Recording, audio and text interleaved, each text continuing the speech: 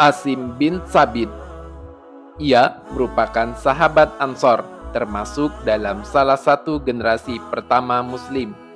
Ia merupakan mertua dari Umar bin Khattab karena salah satu putrinya menikah dengan Umar dan melahirkan Asim bin Umar.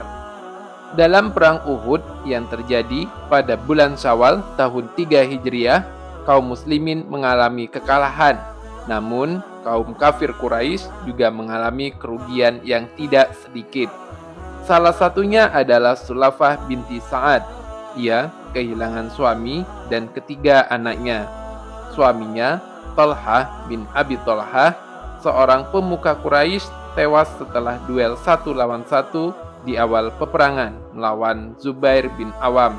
Sementara tiga anaknya, yaitu Musafi, Kilab, dan Jalas, dua di antaranya tewas di tangan Asim bin Sabit.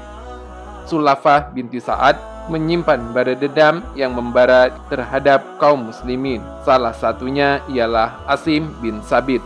Hingga ia membuat sayembara akan memberikan 100 onta bagi siapapun yang dapat menyerahkan Asim bin Sabit kepadanya, baik dalam keadaan hidup atau mati.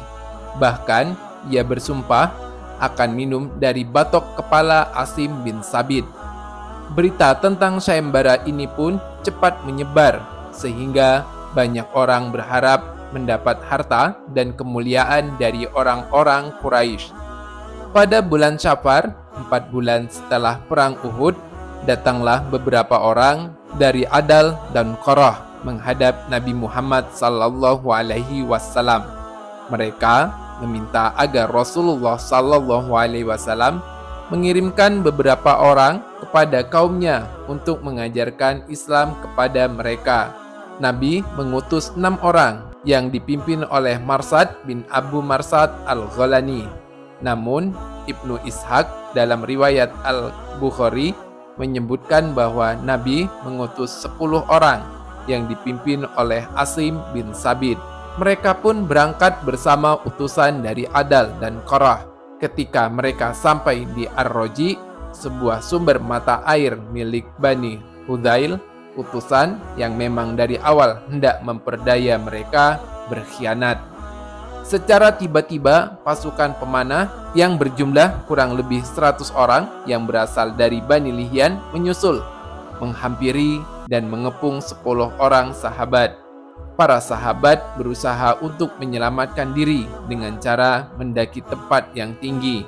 Orang-orang yang mengepung mereka berkata, "Kami berjanji dan bersumpah tidak akan membunuh seorang pun di antara kalian, asal kalian mau turun."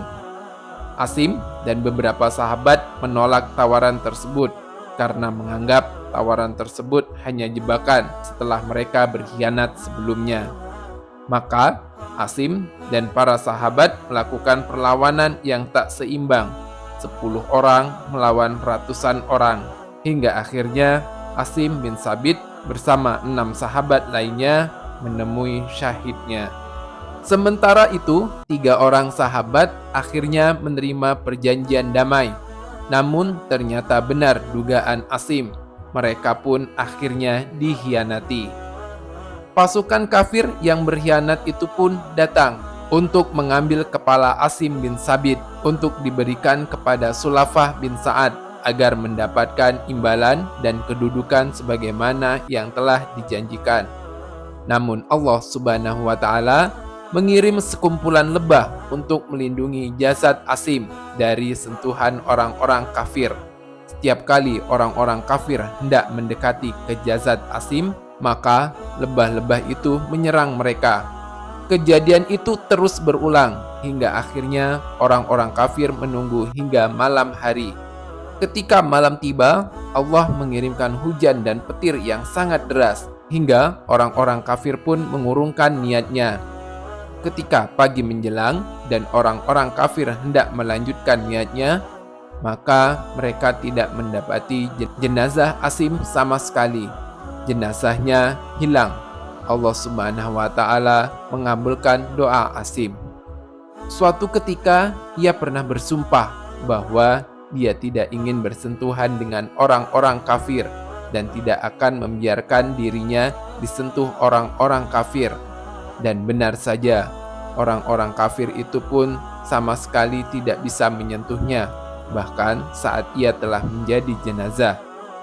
Ketika Umar bin Khattab mendengar kejadian ini, ia berkata, Allah Subhanahu wa Ta'ala menjaga seorang mukmin ketika meninggal dunia, sebagaimana ia menjaganya sewaktu masih hidup.